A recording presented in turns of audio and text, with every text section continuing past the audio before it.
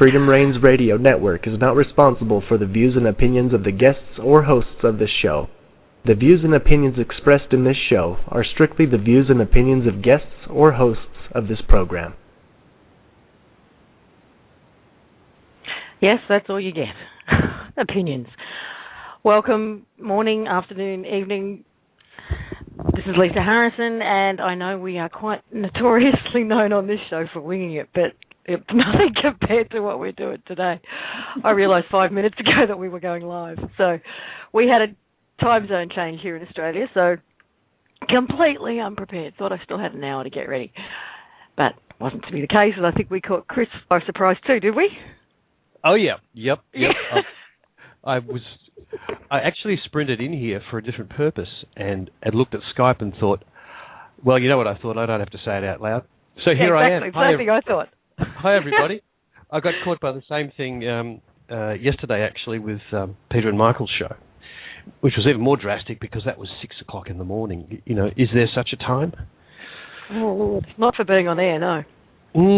So anyhow, we're here, and I think for a 5-minute warning, we've got the whole crew just about. We do. Well, you know, some of us were prepared. Some of us had no change whatsoever, and we're fine. How are you, Dee? Some of us were sweating 2 minutes before the show. I'm wondering whether Chris and I were going to turn up. Yeah. Yes. Sorry about that, Bob. Okay, I'm going to recommend everybody have a piece of paper and a pen handy for a couple of reasons. One, we do get a lot of emails during the week following the show saying, could I please have that link to that website or that email address or something. So please do that, but also because today I think we're going to have probably more than usual in the form of links and email addresses to hand out because there's quite a bit going on at the moment.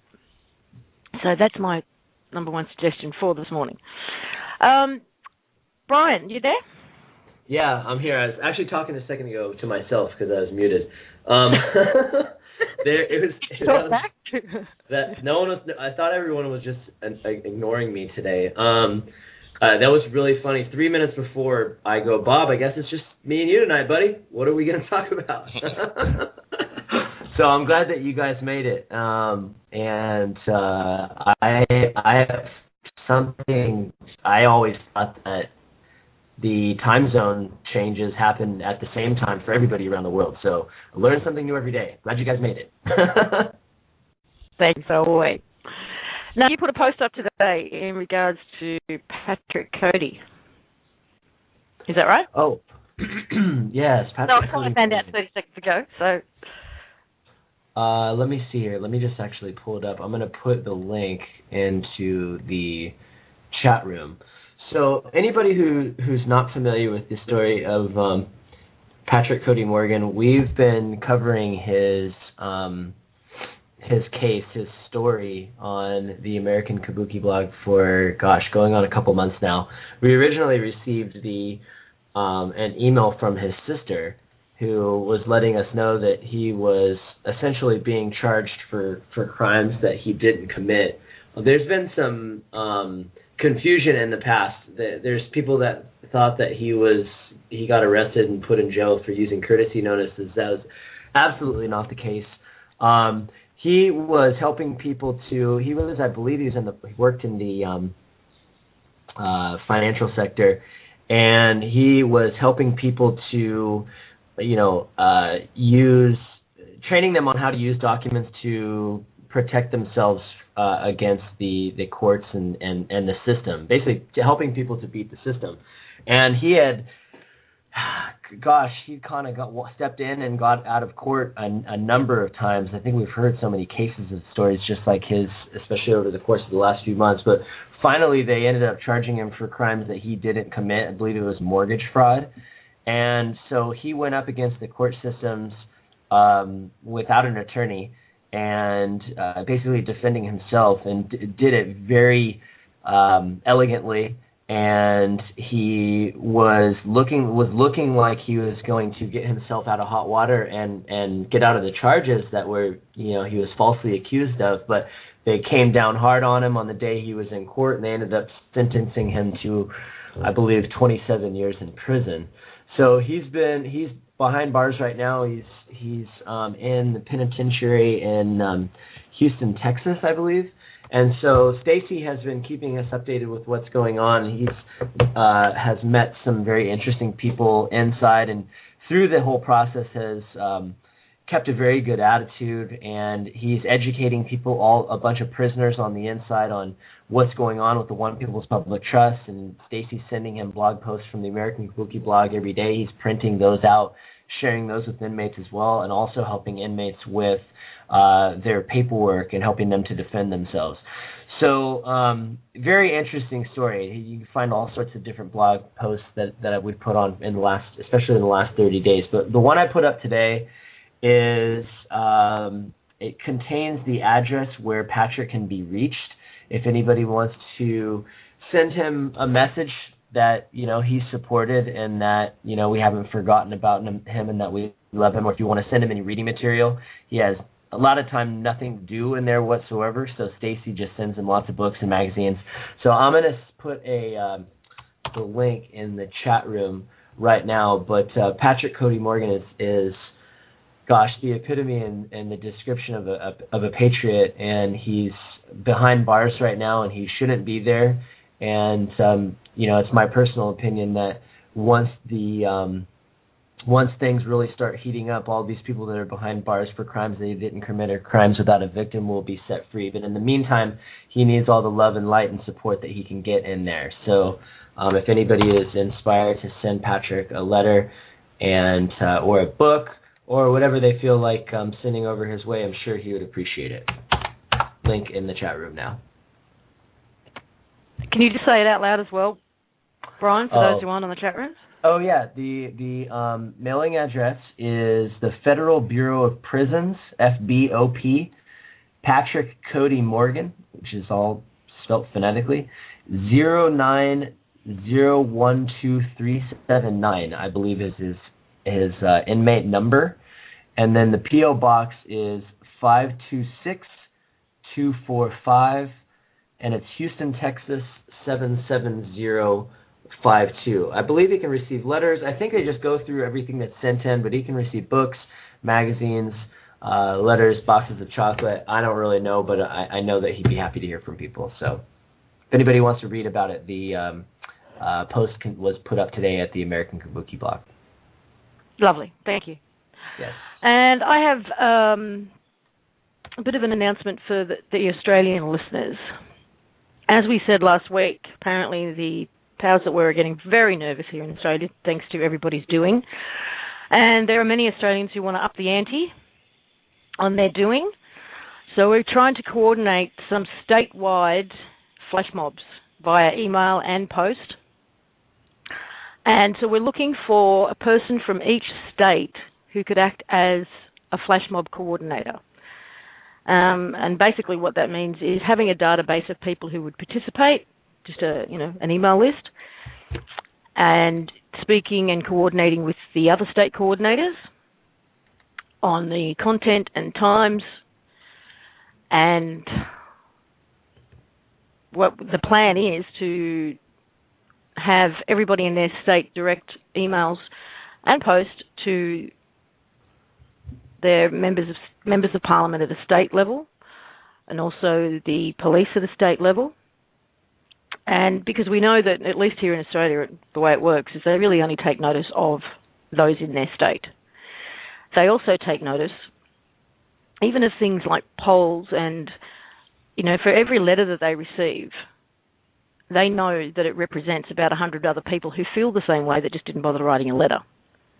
So if they were to receive a couple of thousand from their state, they know that that represents a significant number of people who are aware, who understand, who know what's going on, that just didn't bother to write in. So they do take notice of these things. And it would be along the lines of, the foreclosure flyer and other educational material. So if you're interested in participating, or if you're interested in being a coordinator for your state, we have one coordinator already for Victoria. And so she will act as the initial contact point. Those of you in Victoria probably are already well aware of Lihu, and the email address is Lihu, Lihu, 74 @gmail.com. So if you're in Australia, would like to participate in flash mobs, please send an email to that address, lihu74 @gmail.com. And as I said, looking for a coordinator for each state. Is anything like that happening in the States yet, Brian, that you know of? Well, I don't know if Katrina Truelines is listening in on the call, but her and I are working together. I'm actually trying to get her in touch with the Bartles in regards to doing a big organized flash mob against, with courtesy notices against Monsanto.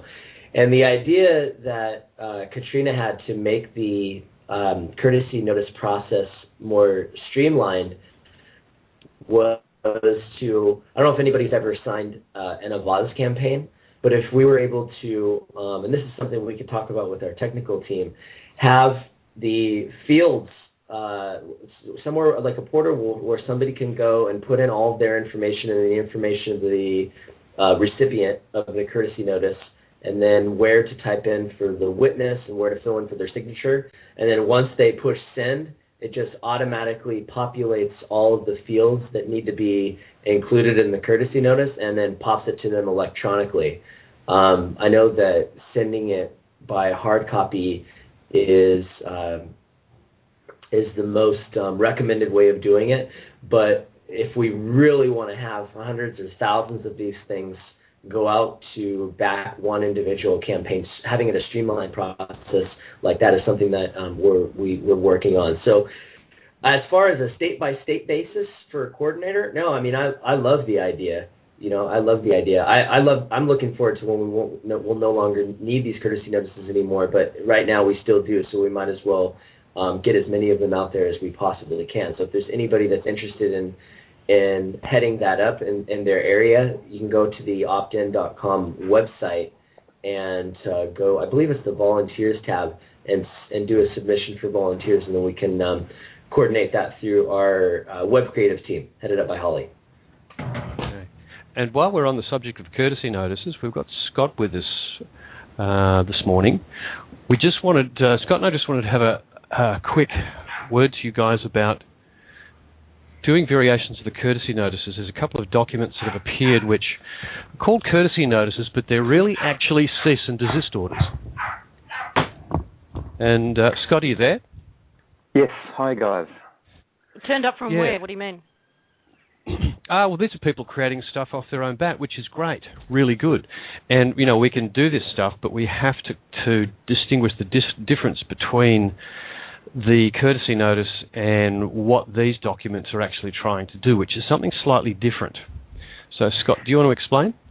Yeah, I think, Chris, probably the easy identifier is the courtesy notices is putting out there, it's pointing to the foreclosure, it's also offering the terms that you're going to happy to abide by in the future. So expect an action that is the acceptance of those terms and conditions. Expect a letter that writes back saying, oh, this is all crap. Expect a letter that says, you have to do this. And each time those letters come, see them for what they really are. See them for the acceptance of your terms and conditions. So you've offered these terms, and the acceptance is now coming in the door. Some of the other notices and documents that are going out there with regard to the cease and desist are basically saying, stop. They're not offering a trade. They're not offering something that you will accept in exchange. So that's the easy identifier to see, are we dealing with a courtesy notice, which is setting up this exchange and trade where I'm happy to accept them attempting to extort money out of me in exchange for my invoice that lobs 10,000 ounces of silver as an invoice on their desk. So there's, as you said, there's those two distinct categories, and there's a few that are popping up that are more correctly identified as a cease and desist order. Points to that foreclosure and it says, oi, stop doing what you're doing. You're starting to harm or you're continuing to harm the one people, and I'm one of them. So that's probably the major distinction. Was there anything else you had in mind there, Chris? Yeah, just that, just for the sake of clarity, we don't want to confuse the situation at either end.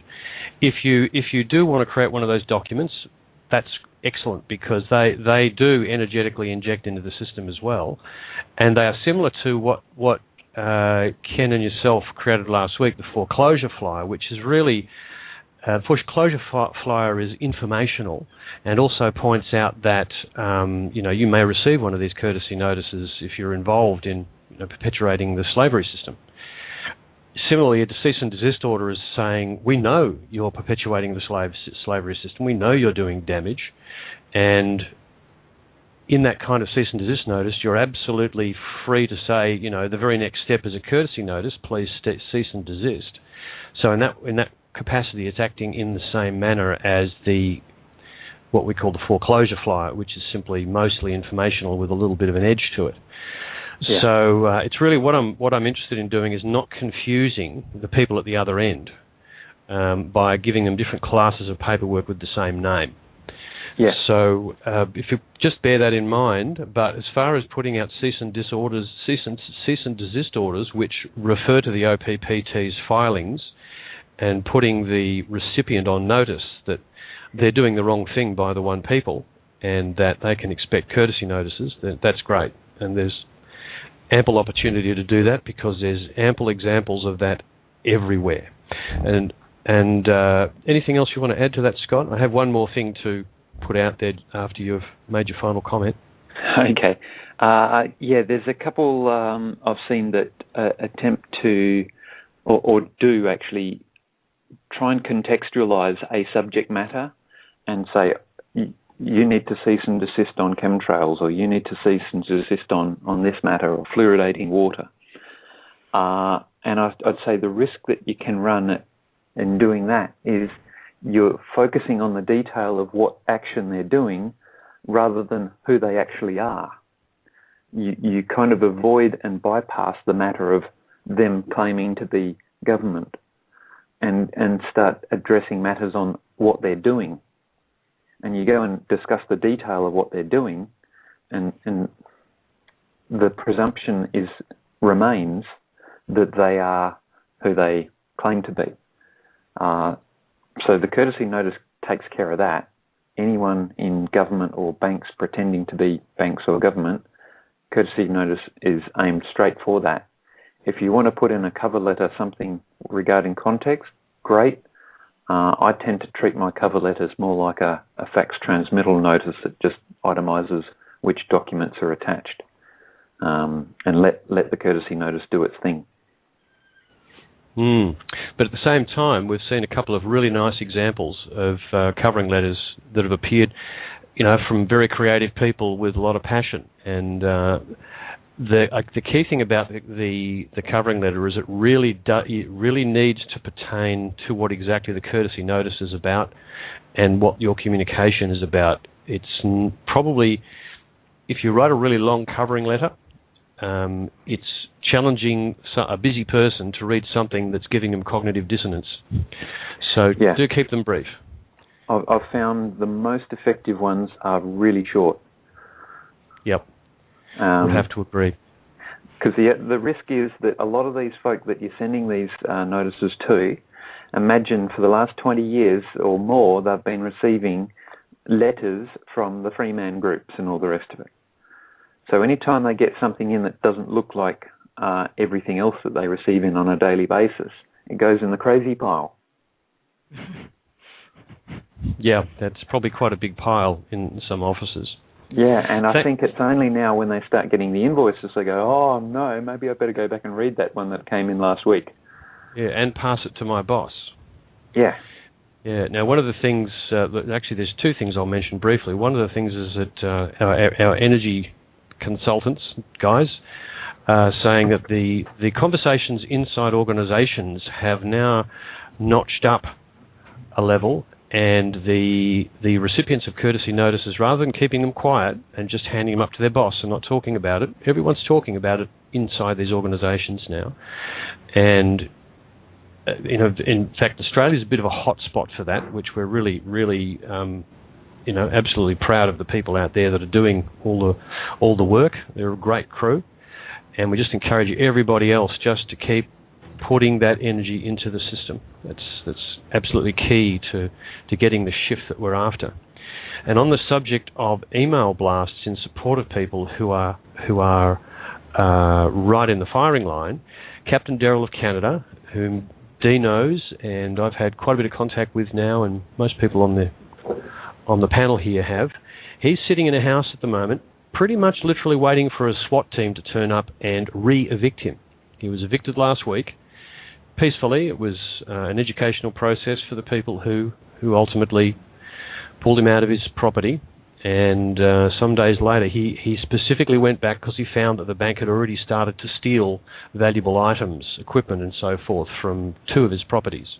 So he's repossessed one of them and is fully expecting at some time in the next couple of days that he's going to be revisited by the crew that he spent some hours educating last week.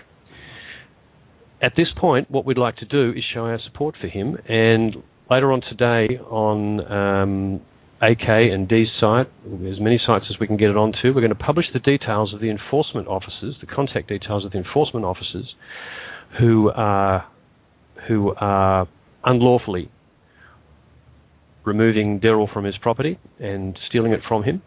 And we want to give them a little message that the rest of the world is watching exactly what they're doing. They're not doing this in private anymore. So we'll put some details up on the site, and at this stage we're probably going to recommend, for those who want to invoice these people, if you've got a burn to do that, courtesy notice, otherwise a foreclosure flyer. We encourage people to certainly write their own subject line on the email so it's different. We encourage you to put the country of origin in the subject line so they realise it's a worldwide thing, and we'll make some suggestions about a short covering letter just to show your support for Darrel. Lisa, I'll kick it back to you. Yeah, well, I think we have Heather on the line. Heather, are you there?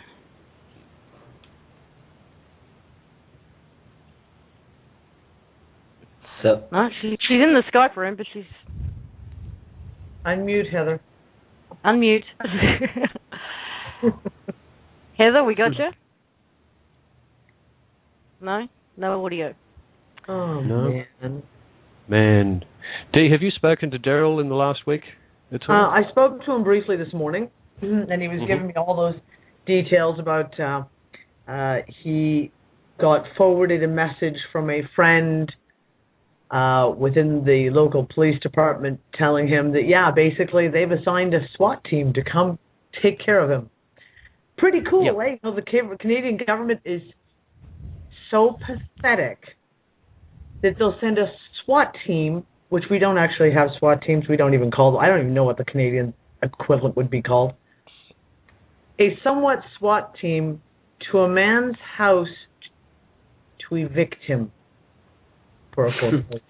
Yeah. Well, maybe he could take it as a compliment. They clearly see him as dangerous. Oh, yeah, they're highly intimidated by him because he's cool as a cucumber. Yeah. He really is. They don't faze him at all. This is a guy who's 27 years in the military, so you know he's used to dealing with tense situations and controversy. So the other thing I was going to actually mention, I've actually done an interview with Darrel last night, and I'll get that up onto the OPPT site and the other sites later in the day as well. It's a very interesting discussion because it goes into his history. He was actually involved in an assessment of threats to Canada, which kind of turned into a paradigm report in its own right, because what he found was that the greatest threat to the sovereignty of the nation of Canada was the government of Canada and the banks of Canada. And he put that in an official report to the government. Yes, they didn't like that very much. In fact, one of the things they've actually done is cancel his driver's license without telling him, so they can arrest him any time he's in his car. So here's a guy who's doing some serious doing out there.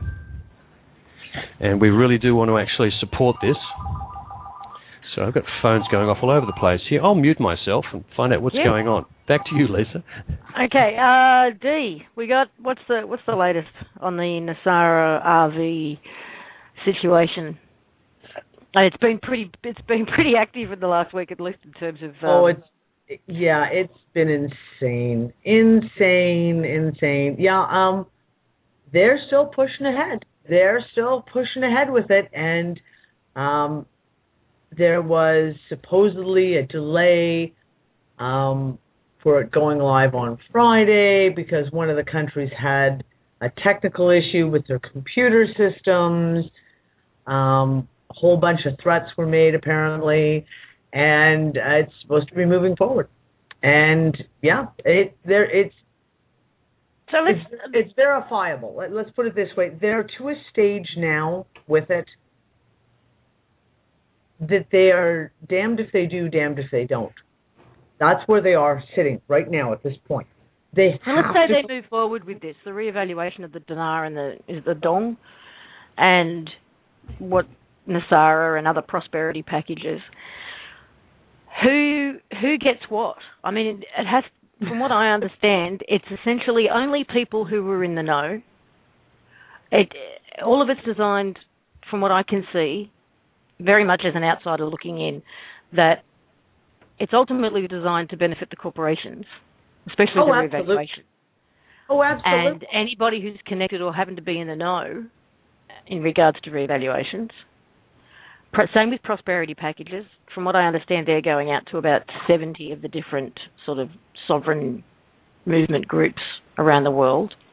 So if you're not a part of that, and if you've been clever and avoided paying tax, for example, you don't see a cent. Is that accurate or what? You know what? This is the whole thing. Pretty much in a nutshell, you've summed it up. If you don't have foreign currencies in dinar or dong or Indian rupees or anything like that, obviously you're not going to make any money that way. If you weren't aware of what was going on with the farm claims and all those legal proceedings in the right up until the mid-late 90s, then you're not going to get anything through that. And if you don't happen to know someone who's personally involved with the various prosperity packages, like the Saint Germain Trust, there's different trusts within that trust. The Alpha, the Omega. Oh, goodness, the other two have just popped right out of my head now, the other name. Anyways, if you don't happen to know anyone there, yes. And then if you happen to be, say 19, 20 years old, you've never had a full-time job because unemployment's really high in your area.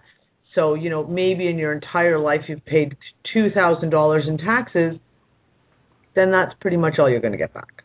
Well, how does that make anything better at all? It doesn't. But aren't they supposed to be trying to create the illusion of that it's going to? I mean, that's a pretty piss poor job, in my opinion. Well, I'll give you an example. Brian, don't forget the average person will look at that as being something really significant. Yeah, sure. But if they're getting something, they're just going to get lots of money back in their income taxes. And if you're Joe Blow on the street, who is completely asleep and follows the mainstream media and the politics, etc., and all of a sudden there's an announcement made saying, "Yeah, we're going to give you back all the income taxes you ever paid your entire life," you're going to go, "Woohoo!" It's lovely, it's wonderful, not realizing that it's a pittance, right? Like it's nothing. It's absolutely nothing. There's really nothing. From what I understand, Dee, there's really nothing backing any of these prosperity packages anymore, anyway, including the Saint Germain Trust and all those other trust funds. There's really nothing. I mean, they might as well be getting. It's like eating those air puffs. Yeah. They look real big, but it's filled with. I'm making my own currency. They're called Brian Bucks. Everybody, send me your address, and I'll go ahead and drop some of those in the mail today. All right, it's the new currency that we're now all going to be using. That's and you're going to back it with asset-backed cheese puffs. Cheerios. Factory Yeah. Beagle. Cheerios. Yeah. Cheerios. Yeah, I'm thinking of starting a currency called Bite Me Coin. So that's it, though, Bob. You're absolutely right. They are so screwed. The light from screwed is going to take 10,000 years to reach them. Well, I think this is where we're at right now. It's finally dawning on them that, oh my God, we're fucked. You know, I think it's finally dawning on them that there's really no way for them to keep from outing themselves. There's just no way that they can't, because they're damned if they do, they're damned if they don't.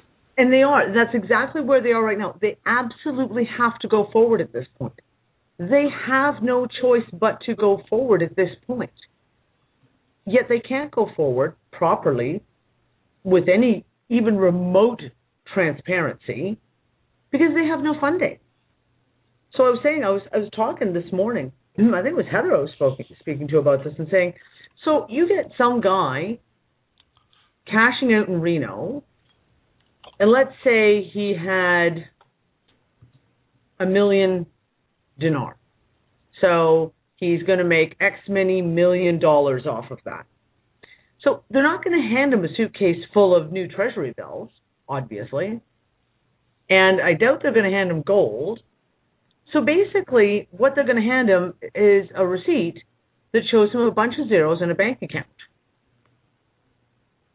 So you tell me, and this is my thought today, it's like, so they could claim that it's asset-backed. They could say that they have the gold to back all this. But the reality of it is just a bunch of zeros on a computer screen again. And they know this. Like, they know this. They don't have the assets to back any of this. You know, last week we talked about people coming out of the woodwork with prosperity packages and new financial systems, and there's been even more in the last week. Oh, yeah. Apparently now, guys, everybody and their dog is sitting on enough assets to establish a new financial system, and they've had them for a long, long time, hundreds if not thousands of years, and only now are they ready to do something about it. Yeah. Apparently they pop up, they pop their heads up every 50 years to have a look at the state of the world and then disappear again. Yes, one must question the timing, Lisa. One must question the timing, yes. One must, yeah. And the point about that, too, is that anyone who dumps large assets, large real assets back into the system now is only perpetuating the slavery system, and they'll steal it from you. So it's very difficult for these funds to actually even be distributed without the whole thing being disrupted. What's happening at the moment with the sort of fake Nasara / prosperity fund movement that Dee's telling us is nigh on public, is that that's actually controlled by the cabal themselves, and they're doing it almost without any funding. They're doing it because they have control of the media and they have access to a certain amount of assets, but it's not enough to make the thing actually work. The people who have the assets that could make it work don't dare put it in the system because A, it'll perpetuate the system, and B, it will get stolen. So it's very difficult at the moment. Well, this is exactly it, right? They started the ball rolling, assuming that they would have the assets to fund all of this. That was the big assumption. Well, now they get to a point where they have no choice to go forward, but they haven't been able to get a hold of those assets. Well, here's a message from Heather. We don't have her on audio, but we do have her here typing away furiously. So this is from Heather on this subject. The purported infrastructure of the global accounts, RVs, prosperity programs, all of it is empty. They are hoping that the value, the meat, will be added if they set up and implement the structure. And no, the meat will not be added. Those purported elders, guardians, god kings, god queens, kingdoms, trusts, foundations, behind the global accounts, RVs, prosperity programs, all of it, Eternal Essence embodied, successfully completed their missions. Their mission to fail. Failure was required to close all the systems, hierarchies, federations, etc. forever. Thank you for your service. You did an awesome job. These systems are not and will not be revived. UV Exchange is Eternal Essence, and all value that is, be eternal essence and was returned to eternal essence where it came from. Thank you. Amen. Yep. And this is it. Like, this is what Heather was saying. Like, over the course of the last 2 weeks, people are coming forward. Groups are coming forward. So there was, we talked about it last week, this Indonesian trust fund that Darrel talked about last week on the show. This weekend, she was approached by, and I don't know if I'm saying this right, the King, Q-I-N-G, dynasty family, who want to meet with her and want to work with her. But again, all of these people really are trying to perpetuate a repeat of Shang. Sorry, there we go, Shang dynasty, sorry. Want to perpetuate a repeat of a system that's already in place. They just want to clean it up. They want to make it look pretty. Okay, they want to get all those thieves over there. Those guys. Let's get rid of them. But they're just going to set up the same thing over again. It's a complete repeat of what's already in place. And they're all coming to Heather now because they have no choice but to come to Heather. And it's been kind of funny, like sitting back and listening to what's been going on, because they don't have a choice. Now they have to come forward and try and talk it out somehow. Because the UV exchange is all there is. That's right. In fact, it's really on that basis. Sorry, Dee, go ahead. It's been declined. Yes, offer declined. Yeah, well, on that basis, the UV exchange is the only legitimate form of exchange, on paper, in theory at the moment, and it's a theory which is going to turn into reality very soon, because the only way that it can come into reality is the other system disappears. Exactly, because we've gotten to the point where you can't fix the old system anymore. It's beyond repair. I mean, Heather figured that out at the time of the paradigm report, but it's all just now becoming totally and absolutely visible. When a system is as broken as the systems that are in place are now, you don't fix it. You just sweep it up, put it in the dust bowl, throw it away, and then put a new one behind it. That's the only way to do it. So is there any more news on that, or can we move on from that subject? Do we need to... Yeah, I mean, basically that's it in a nutshell. They're trying, they're pushing, they're paying people out. I don't know what with, really, but they're trying. Yeah, one final question, Dee. If this moves forward to become more public, how do you expect that to manifest in the media? Announcements? Just odd little stories here and there, or something, a 2-hour explanatory show on Fox? Well, we know how it should play out. It should play out with it. We have been told that there is a re-education videos, hours and hours and hours of videos that have been made that are supposed to go on the air and play for 2 weeks solidly to re-educate the public about what has happened, what will happen, what is going to be happening at this very moment. Are they going to do that? That's one of the things I talk about, the contrast, right? This has to happen. You can't just all of a sudden change everything and not fully explain it, because then it is not a legitimate Nasara thing, right? Has to be fully explained. Where's the transparency? And that's what I've got everyone looking for. Just look for that transparency. Yeah, we just had this last comment from Heather, which is clarification. The Shang Dynasty rep was very pleasant. I really enjoy his energy, and it was represented that the Empress knows the value belongs to the people. The Empress is the individual who is purportedly the custodian of all the assets that would back this particular system, and is the great something or other granddaughter of, who was it? Genghis Khan? Mm-hmm. Yes. Yep. All the people, she knows that it belongs to all the people and sees herself as the depositor distributor to get the value out. However, she is seeking validation of her position, title, etc. from the foreclosed systems.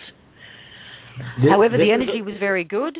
So if all those embodiments who played the roles of the powers that were really are awake and desiring to do for the people, then they will not be attached to titles, positions, or seeking validation from foreclosed systems, and I will type that in as well. Yeah, this is also she was going by the handle name of Q, and I believe her and Caleb even spoke at one point. So anybody that's, it's really funny. Everybody that's out there, we just said it a minute ago, really start to ask yourselves, why are all these people coming out now, and why are they all going to Heather and Caleb? Why? Interesting question. I wonder. Yeah, there was a gentleman that contacted Heather a short time ago, who's an operator inside the system and very much interacting at a high level. And one of the comments that he made when he first contacted Heather was, as far as he could work out, because he had quite a deal of experience in the UCC, that the OPPT had the only paper with value in it on the planet, meaning they're the only people who could actually, if you like, lawfully generate a financial system should they so desire, or lawfully introduce value into the community. That's a pretty sweeping statement. Yes, that's huge. Now, Heather just added another note here. The IUV exchange is, and for the Galactics, no, there will be no more structuring of protocols beyond being and doing. So that's a note to you guys up there listening. Mm-hmm. I've had several people tell me in the last week that we are on the must-watch list of the Palladians. This show, like they are number one fans of this show. well, welcome to any non-locals who are listening. Up there.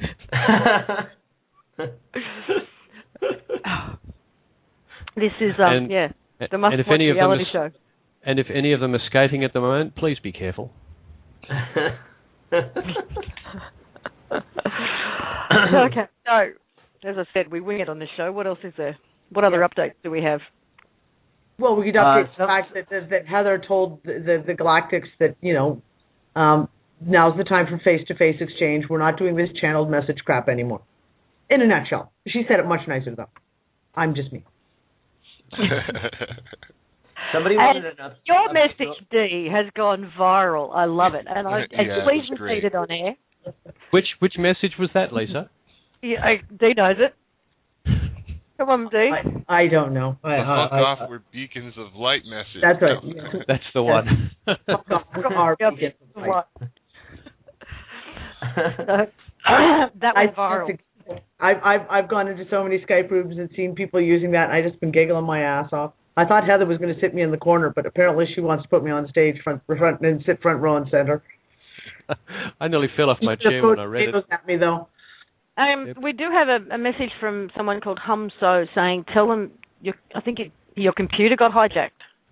I don't know what that's got to do with, because if you've mentioned it before in the chat room, I haven't caught it. So can you please elaborate? I don't know. I missed that. What was that? Say that again, Lisa? He said, Lisa, please mention. He sent out lots of courtesy notices last night. Okay, you sent out courtesy notices, and since then you've got viruses on your computer, I think is what he's saying.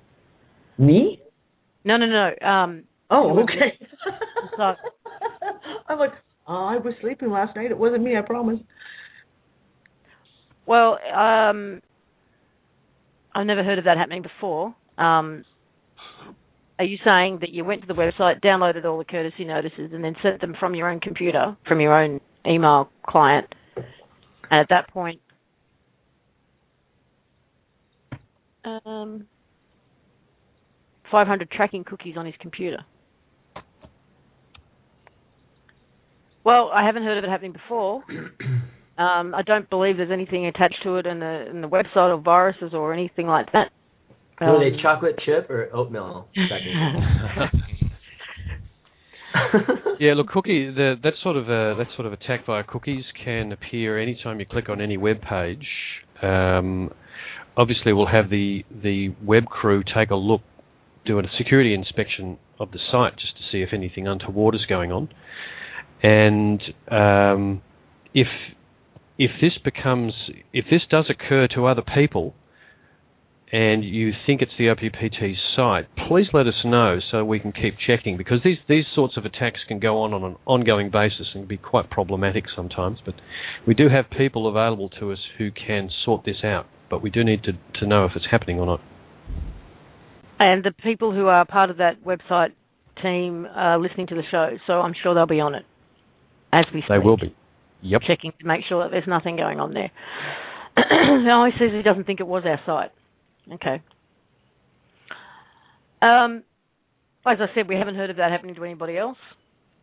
So I'm not sure what to do about that.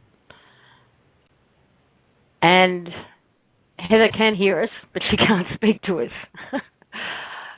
We do have you in the Skype room, Heather, if Shall we talk? Shall we talk about how David slew Goliath? Do you want to tell that story? Yeah, I think we need to tell that story. Yep. Oh, wow, yeah. For those of you who saw the IUV exchange document, it needs to be understood as a gift. It was a gift to humanity. And it needed to be, like any gift, accepted. And Dee, do you want to pick it up from here? So I got a message on Skype. Well, I'm going to start off a little on my personal side of this. I woke up yesterday morning, and the world had shifted at some point in time, and during the night. And I was all day yesterday feeling just kind of discombobulated, just like, wow, something is seriously going on energetically around me. Then I get a message from our wonderful Bee, who heads up the translating team, saying that her son had a dream, and he wanted to tell me his dream, and that she was pretty sure that he had talked to Lois. That's Lois, Heather's mom. Who passed last week. Who passed last week in his dream. So I said, yeah, of course. So I called, and he told me about this dream that he had. And in the dream, him and his mom are in Hawaii, and they're on a beach somewhere. And he said his mom was talking to a large group of people, and he says he knew in the back of his mind, like it was OPPT people. And he doesn't really know that much. Like, he's heard his mom talking, et cetera, but he's not, at that point been, hugely educated on what OPPT is all about and what it is accomplished. Can we just say at this point, Dee, that this is a 15-year-old boy? He's 15 years old. Yes, note that. 15 years old. So he says he's sitting on a big rock watching all the people interact. And he says, and a woman comes up to him. And she says she has short hair and it's kind of reddish-brown, woman in her 50s to 60s. And she starts talking to him. And she basically tells him that they need him to come back, that he had left, and now they really need him to come back because he's the missing piece of the group. And she kind of shows him a picture of almost like a person standing there, but there's like a piece, his right shoulder's missing. And she was like, that's your piece, that's where you need to be, you need to come back. And so we talked to her for a few minutes, and then she said, okay, well, I have to go get something. And she turned to walk away from him. And then she kind of paused, facing away from him, and he said, the dream ended. So he said... Real quick, Dee, one important detail. I don't think he didn't know about Lois passing away, right? No, not at all. No, yeah. And he didn't know what she looked like either, right? And B showed him a picture of Lois, and he said yes, that was her. That's the woman from my dream. He had never seen her before. He said, take off the glasses, but yes, that is absolutely the woman who was in my dream. So his mom gave him the IUV documents, and he read them, so fast, and he turned back and he got it. She said to him, you can't possibly have read it. And he says, no, it's in code. You just have to read the code. And he said, just read. You don't even have to read the whole thing. Just read everything that is in bold, in cap locks. He says, just read it. It's code. And he intrinsically got it. He understood it. He accepted it. And it was the one. And I mean, Heather's been talking about for a little while now, saying, all it takes is one. Just takes one. Just takes one. And he accepted that gift. And he understood that gift. And literally all day yesterday, Heather was the same. Her and I talked a couple of times yesterday. She was just going through this huge energy thing. Same with myself. And there was a massive, almost like I said, shift in the energy yesterday before I'd even had the conversation about the dream at all. So then he writes this, and I'm going to read this out. Heather just posted it over to me. This is what he wrote, 15 years old. Said, Lois is our Neo. She had to go to the source by making the ultimate sacrifice.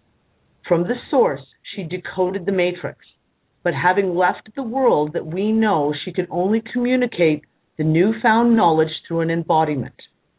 To do this, she had to enter into my dream. And when she said she has to show me something, she'll be right back, she showed me the decoded document. I love that this kid's 15 and he wrote that. Yeah, he wrote that. 15 years old. It just blew my mind. Literally, I was like, oh my goodness. And so, yeah, just I can't wait to meet him. I can't wait to meet him. David, if you're listening, I can't wait to meet you when you come visit your dad. One thing that I want to read here too, Dee, from what you posted in one of the chats yesterday, back to the part where he said this is written in code. So he this is directly from B. He said, this is written in code. It's the undoing, decoding of the matrix that holds a simple, absolute truth. It is so simple to understand. First page is all about how we be, and second, about how the being of be or do does. And then he wrote, then he came to me and he said he feels so different, like a blindfold has been lifted off of his heart, and he now sees. But there's a different type of seeing that he can't find the words to explain. 15. I mean, man, I got the chills when I was reading this. Yeah. And for the clarification, there's some people in the chat room who are confused about the document we're talking about. We're talking about the UV document. You can find it on my website, lisamharrison.com, on Dee's website, removingtheshackles.net. Have I got that right, Dee? Yep. And American Kabuki as well, which is americankabuki.blogspot.com.au, I think. Sorry, and any of those, and just the notice. Heather just added it in. She means the notice. Yep. The notice. Yep. The notice. And read it as it was, as said in there. That just read the capital letters. Read all the capitalized words. And that's what he did, and that's what he got from it. Well, now that we shared, we should probably go back and post this whole story so people can read it. Because I think this is the first time we've talked about it. I posted some about it today. Hold on, I'm just pulling it up right now, the link, and I'll drop it in the room here so everyone can read the conversation between Heather and us and a few others. So it's also on the front page of the optin.com website, the document itself. So plenty of places to find it. I'll put it in the chat room. But that's just the way some of us were reading a lot of the earlier documents as well. Is just, in a way, taking out, just highlighting all of the non-legal or the sort of legalese stuff, taking all that out, and just reading what was in common language. And that's where, for me at least, the impact of the document really hit home by doing that process. Yeah, the old highlighting pen has an absolute value in that process. Yes. And you can do that with any of the documents. You can go through, and if you spend a little time just highlighting the bits you understand and then read just the highlighted bits, ignoring the rest, the whole picture jumps out at you. Well, there's a comment in the chat room that's specifically for Heather. Code is not transparency. Can you please comment, Heather? Yeah, like if somebody wrote all sort of Heather wrote it. Why does it need to be decoded? I think they misunderstood what we were talking about at that part. Hey, Hey. Wow. Hi, Heather. Code is deception. It's consciously deceiving. What was done was a decoding. As it is bound, so shall it be unbound. So the decoding that was done, the coding. You were a bit shaky during that whole thing, so can you repeat? So what she was saying was it was not coding, it was decoding. As it was bound, so it will be unbound. Okay. So decoding. Well, actually, isn't that what he said? It's decoding the matrix? Yeah. With Reddit? Yes, exactly. That's where the misunderstanding came from, is that Heather's document was decoding the matrix, which was all in code. Yes. Got it. So just like in the film, where those screens run down in code, those green screens, that document decoded all of that. Go ahead, Heather. Can you hear me? Yes. Yeah, just.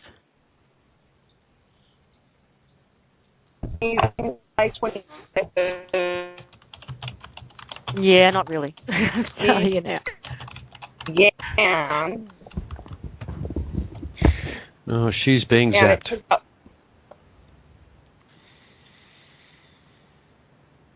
Sigh. You might have to go back to typing, Heather.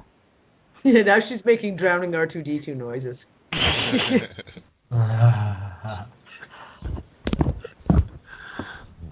Oh, they do love to mess with her internet. So, what is this? What did you guys all get that this means? This gift has now been accepted. The matrix has now been decoded. What did it mean for you? What do you guys get from it? Party time central now. I hear Bob mentally cogitating there. Bob. Well, that was the last thing that needed to be done. You know, the gift only needed to be accepted by one person on behalf of all of humanity. In order for the main final finale to be done, for the curtain to finally drop, so to speak, no pun intended, for the veil to drop.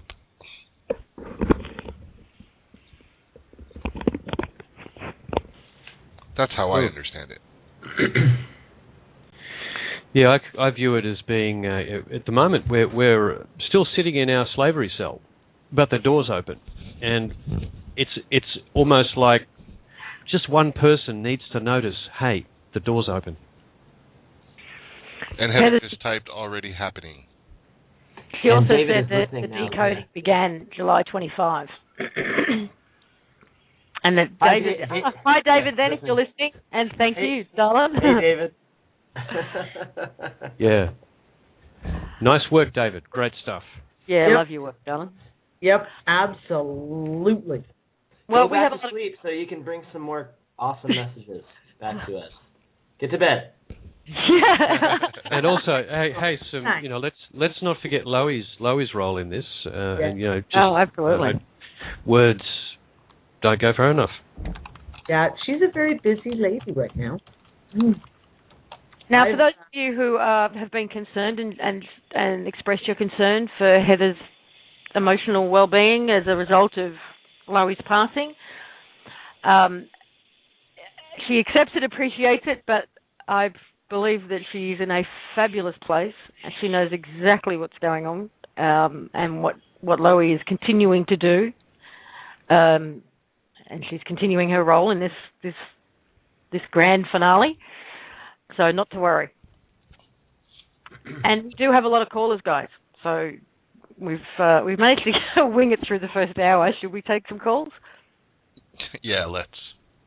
Cool. Okay, we've got area code 323. LA.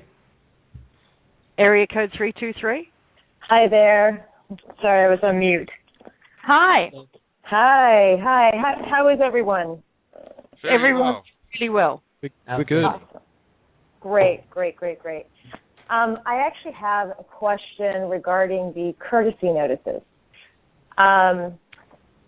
So, in the event that you file a courtesy notice, which triggers a contract, you're invoicing, and at that point, you take your paperwork, turn it into a commercial bill, in which you then put a lien on the property of the person that triggered the contract, correct?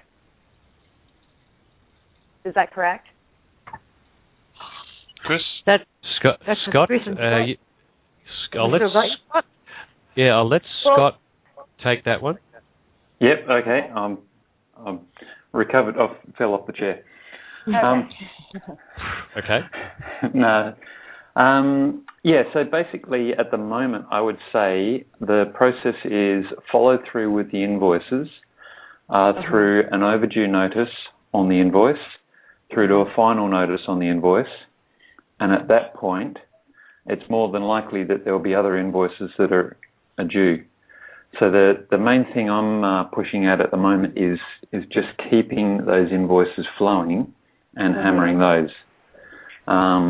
The next part of the process gets a little bit more involved. It's not as simple as just filling out an invoice and referencing the terms and conditions. There is quite a process to follow on that. And in the next couple of days, I'm actually looking at trying to simplify that so that others can use it. And I think in all instances, we're hopefully unlikely to need them. Okay, well, the second part of this question is, and this is really more of a question for Heather, maybe a Heather-Scott combo pack question, or answer, I mean. But since the UCC arm has been closed down in this dimension and other dimensions beyond, then how do we register this lien? I mean, if the whole thing has been collapsed, including the trust, then all we have really is our integrity. And so why go through this process if it's not there for us to file? Well, I used the newspaper to make the lien publicly recorded. So that's the tool I used, and put it in the public notices section and made that go as far as wide as it was relevant. So for my particular instance, I was dealing with a body that was Australia-wide. I put it in an Australia-wide newspaper. A friend of mine had a parking ticket dealing with a local body. They put their notification of lien in a local newspaper, and the cost was dramatically different. Now they're what you call statutory law liens as opposed to a UCC lien, Scott? No, I ran away whenever I heard the word statutory. So the lien that I had researched had nothing to do with statutes. It didn't rely upon any form of statute at all. It was a lien that I researched that came from a gentleman whose father was blowing the whistle on the raids at Pearl Harbor before they occurred. Yeah, so it's not done through UCC, that particular approach that you took with your original work. It can be recorded there, yes, and I chose not to. I chose to record it with a newspaper. Okay, but the point our caller is making, I think, is actually one that's very relevant in that on paper, and in actual reality, but not in physicality, if you like, all of these systems has been shut down. And I just want to put something to you, Scott, that by absolute necessity, we're having to pretend, along with the system, that those laws actually still exists to get the system's attention. We're doing it knowing that it's all rubbish, but it's just a game we have to play out at this point in time. Would you agree with that? I think, if you posted the that lien within the UCC registry as a recording tool, I would treat it as that. Unless Heather's got any better suggestions on that. That's the way I'd approach it. She wrote in the chat room here. She said practical tools, courtesy notice, and invoices. Invoices have to be paid. Unpaid invoices ruins their credit scores. And then she laughs. And she was also asked the question, Heather, if everything is done, then why are we still going to work in the old slavery system? And why are we still using debt notes? Why is there still poverty? Why don't you give us some practical tools like how to monetize promissory notes? As far as I'm concerned, we are still economic slave, and you know this as well. She answers, why are we still going to work in the old slavery systems, and why are we still using debt notes? Her answer is, because you choose to. Quite simple. And she writes, why don't you give us some practical tools, like how to monetize promissory notes? They won't accept them anymore now that too many people know. That is what they told me back in 2011. She also writes, as far as I'm concerned, we are still economic slaves. You know this as well. No, that is not what I know, she answers. I do accept that this is the choice you have made to know. End quote.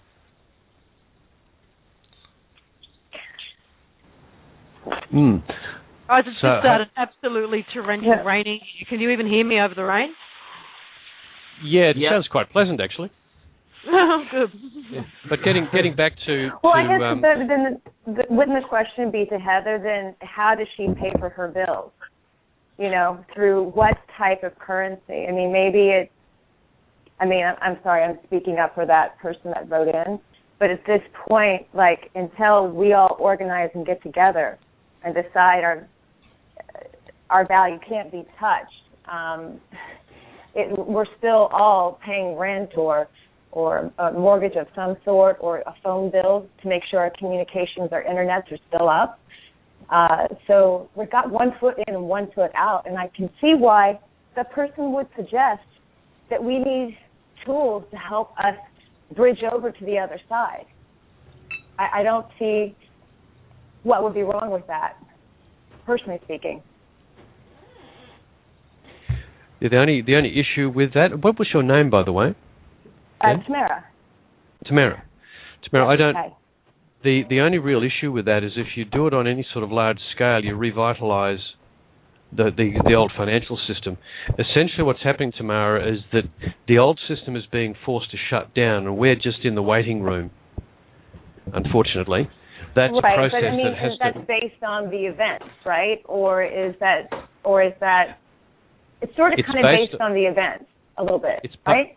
Yeah, it's based on really several things. One is the final actions of the cabal in attempting to roll out a new fake financial system, which will fail. Right. And this delivery of absolute data.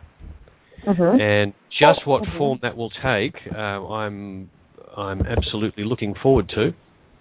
Well, but essentially, we are still mucking around in their messy little system, and we just have to deal with what's in front of us on a day-by-day basis. Well, yeah, and that's exactly, I think, the point the person in the chat room was making was, on a spiritual level, I do not accept either that I am in a slavery system. I am free. My spirit is free. Yet, at the same time, my physical body is putting down certain money to make sure that I still have a roof over my head, And so, yeah, it's up to us to make that change. And actually, one of the things that I was thinking about, and this is something anybody else can toss around, is that we do have a system based on our own credit, but, literally based on credit and total transparency, but using those representations in total transparency and absolute truth, where people can use those tools to come together to build whatever projects they want to build that would be community enhancing, and not be awarded necessarily money, but be awarded on their ethics. bringing in ethics, not using the usual tools of, how much money we can pile up, but using the way we treat each other as a way of building credit in the system, and the fact that we have absolute truth also helps the credit in our system and gives more value to our system until we can make that step out of the representation and realize, obviously that we are all the ones backing that value and we don't need that crap anyway. But there's got to be a tool to get us there, and maybe that event will tell us that, and I'm hoping for that, but I'm also not waiting on it, Well, Tamara, you bring up a really good point, in that I'm also not waiting on it. I mean, I'm going through that same internal process. I feel everything that you're saying, and I know it's coming from a really pure and honest and authentic place.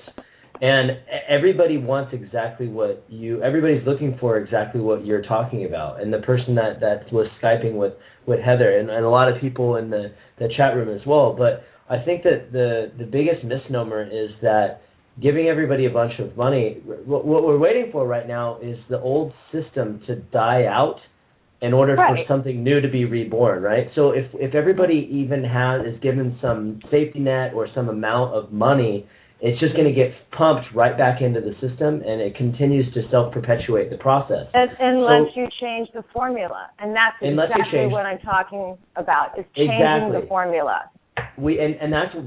But Tamara, we are changing the formula. Right now, the formula is being changed. See, the thing is that right now, all beings have access to a very limited set of data, at least consciously. So all we can do is judge the things that are happening in the surroundings and things that we see with our five senses, or see, feel, see, taste, touch, hear, whatever. And that's only enough to draw a partial conclusion. There's a much bigger plan playing out that we can't necessarily see just yet, but it's glorious. I have so much faith in my heart and know that whatever it is coming, and we're right there. And in the meantime, just like you, I'm not going to sit around and wait for it. I'm going to go out. I'm going to enjoy my life. That I'm going to do things that don't take a lot of money to be able to do. I find the most joy in going outside and talking to people and giggling and smiling and hugging people and doing everything that I can to help others just become a little bit happier. And these are all things that I can do without having a whole heck of a lot of money, and these are the things that I'm doing to keep myself busy while I wait for this new paradigm to unfold. I want to read Heather's response. All the old tools are now returned back to eternal essence. And I'm going to comment, and I hope, Heather, you don't mind if I comment on your words. I don't want to put words in your mouth, but I think I get the gist of what she's saying, because I'm kind of in tune, I think. All the old tools that they use for harvesting have all been returned back to eternal essence. In other words, no matter what they do, they could never revive that old system again. So that's wonderful. All of those tools, she says, use them as you do. Replace them with prime exchange or direct exchange. No fear. They couldn't revive the old systems no matter what they do. That is what I do, she says. Okay. I use the old tools, but only insofar as I choose, and only while I do to change them. IUV exchange is the value that be, where all value is flowing right this moment of now. I am not waiting for it to die out. The formula has been changed. Every moment, make the use of the now tools. So there's no fear, from what I'm gathering, there's no fear in them ever being able to revive this system. Those harvesting mechanisms have been removed from their use. So they can't do that anymore. So we can use the old tools as we see fit to change them and replace them with this direct exchange. So now's the time to go in there, boots on the ground, and start really doing, because they know that the landscape has changed. They don't know that you know. You understand? They don't know that you know. And they're counting and they're praying on the fact that you remain ignorant to that fact. But when you approach them and you come to them with no fear and you let them know what the situation is, that you are the holder of the value. Now, if I walk into the bank and I know that I'm the holder of the value, I'm the creditor, and I'm not the one that's coming down on my knees and begging for money, but it's vice versa, my behavior is going to be different in handling that situation as if I was, as opposed to the sound that you normally hear kissing up to some executive's ass, right, to prove your worthiness. You understand? No more. We don't want to hear that sound anymore. On either end. So this is how we move forward. We are the ones that have the power. You understand? Don't allow the intimidation and what I believe really needs to start taking. People need to start taking focused effort. Don't stand by yourself. Educate your friends and family. Get a group of you to go together. Create a consortium of people. Approach the bank and say, hey, this is what we'd like to do. Now, are you going to work with us? Because we're going to do it anyway. Because you have the value. And from what I understand in the last week, we are seeing signs in terms of courts closing down. There's been a lot of stories that have gone viral on Facebook about, I guess, what's the equivalent of a magistrate's court here in Australia, that are no longer operating on a Friday, for example. Insiders coming out saying they're destroying records in the courtrooms, in the courthouses. We are seeing the signs. Unfortunately, it's a slow, drawn-out death. But it's definitely happening. And I just want to be able to say that I am not saying that I don't see the signs. I do see the signs. As I said, I feel like it's 1 foot in, sort of 1 foot out for people that do know. But a part of moving forward, as I was saying earlier, was, well, okay, yes, that's great. In fact, Bob, thank you so much for clarifying what Heather was saying and what you thought, because at this point, if we are going to use some of those tools of representation, again, changing up that formula would mean everything's transparent. Instead of when you're born into this world, you're born into debt and you sign away your cargo, I guess, on your birth certificate, or your mother does, that you actually have a birth certificate that issues you credit. Because when you're born into this world, that's what we're given anyways, this credit, this overabundance of land, this overabundance of food and water and beautiful people. We're given this body on credit. So that's a complete opposite of what we're going through right now. And then you have a transparency on top of that, which would mean that nobody can come in and cheat the system, which is exactly what's happening to Bitcoins right now. They're getting cheated because it's still not transparent. So, yeah, I do want to use those tools to help us better organize so we can take care of the day-to-day, change up the formula, and do things that actually make sense. I mean, it doesn't go with the flow that we're born into the world with all this abundance and then we have all this debt that we're carrying. It should mirror our world, nature, organic environment, which is full of abundance and full of creativity. So, yeah, I mean, let's use some representations at the same time. I guess it's organized and she did add a little bit more. I want to read it. Okay. She said, if you allow the old tools to excuse yourself from doing, such as I will do when I get the old tools released to me, then you have not changed the formula. If you do and use any tools to empower your doing to change the formula, then you are replacing the old tools with the now tools. Did I lose everybody? No, I'm with you. Okay. No, we just lost Heather. That's what it was. Okay. I see the message popped up on my Skype that the call was disconnected. Well, on the subject of Bitcoin too, I mean, we talk about transparency. Who created Bitcoin and who controls Bitcoin?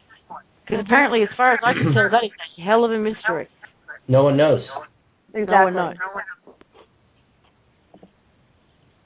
Very curious. Well, I mean, I guess the part of the doing that she's talking about is actually orchestrating an event or some sort of organization that's transparent, not necessarily locked in a corporate structure with limited liability, but some sort of organization to be able to have a place where people can go and have, I don't know what Heather means by the universal exchange, but I would like to know more about that, so that way we can better be able to direct our energy with a more specific guidance or a specific nexus point, I guess, is what I'm trying to say. And that will help the flow.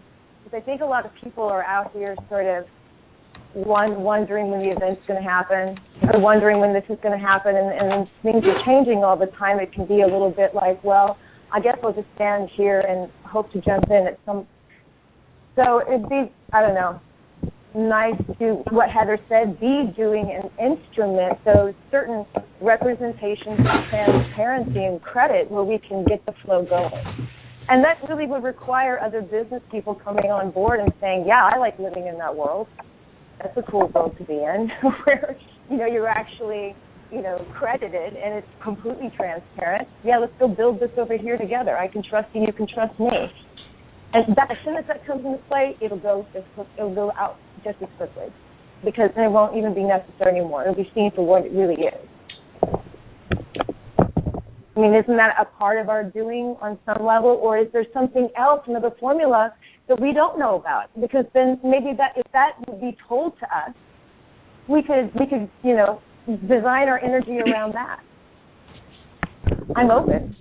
I'm just suggesting one as an example. I think it's default. I think you should look. I imagine absent limit, and then I do what I imagine, and the tools that I require to do what I imagine, they just appear to enable me to do. Mm-hmm. Stick with that. The only thing that you need.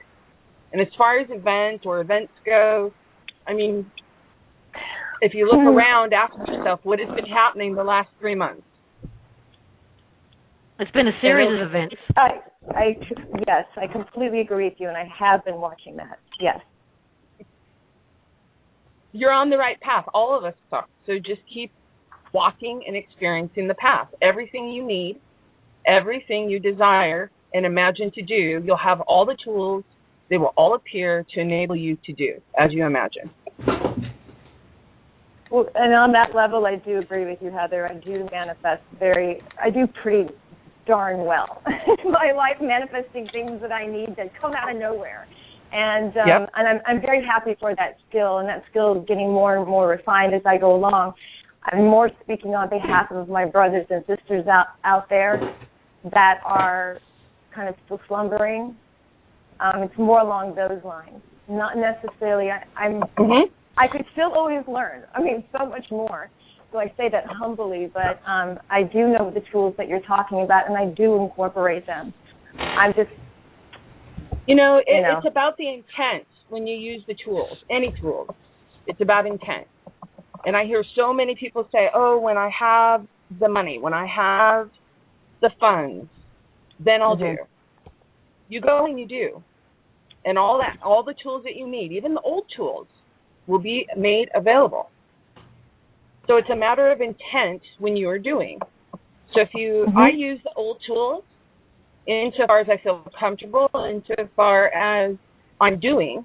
If that's what is required, then that's what I use. However, I'm finding that I actually have other tools, and I'm going to do things, not have used the old tools. So I'm actually shifting and pretty much use about 90% of now tools and use approximately about 10% of the old tools. And that's getting less and less. Okay. That's awesome. I mean, and does that answer your question? Well, it absolutely does. And again, I hear you on that. I guess it's more along the lines of reaching the masses in that particular way, or reaching other people that, I don't know, require more representation than those that don't, So well, that's not a signal of inadequacy. That's not a signal of not being ascended, quote unquote. That is, it's just absolutely beautiful. There's nowhere to ascend from when you're eternal essence. So just do.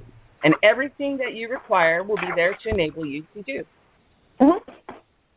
Heather, there's one or two people in the chat room who are convinced you've actually got millions of dollars stashed away somewhere, and you're living and you're living really, really well, and you just don't get it. You know, that people actually have to buy, spend money to buy things. And I just want to say to them that it's not true. I mean, last week someone said that Heather had stolen all of our $10 billion each, and so if you guys really want to know the truth, it is absolutely the opposite of what anyone thinks. And right now, talk about reconciling contrast. Basically, the tools that I was talking about. Even that at this point. So really, I'm a few weeks ago manifesting everything into tools. Only because the situation or the circumstance of how my eternal essence has made it requires me to do so, because it's time for me to move on from those old tools. So can you give a real life example? The situation here is, so different than what people imagine that I'm in. Can you give a real life example of what you said before about using 90% of the now tools and maybe 10% of the old tools? Just an example of you need something, how do you go about it if you're not going to use the old tools? Okay, well, don't want to get that personal. Okay, let's do it this way. I live in a house with my family. I have 4 children and a husband. And the stress on the family situation from everything that's been going on over the years, okay, my husband is the absolute contrast to me. Absolute contrast. And you want a real life example? For a while now, and it apparently will become manifested tomorrow, is that I will not have a home, I will not have my children, and then out of the blue tonight, something manifested that I never even imagined. So why would you not have a home in your children? People want to think that I'm, well, like I said, the work that we all do. I may not have SWAT teams, but essentially reconciling an antichrist type of situation is, pretty akin to being about as, in a stressful situation as possible, but I don't see it as stressful.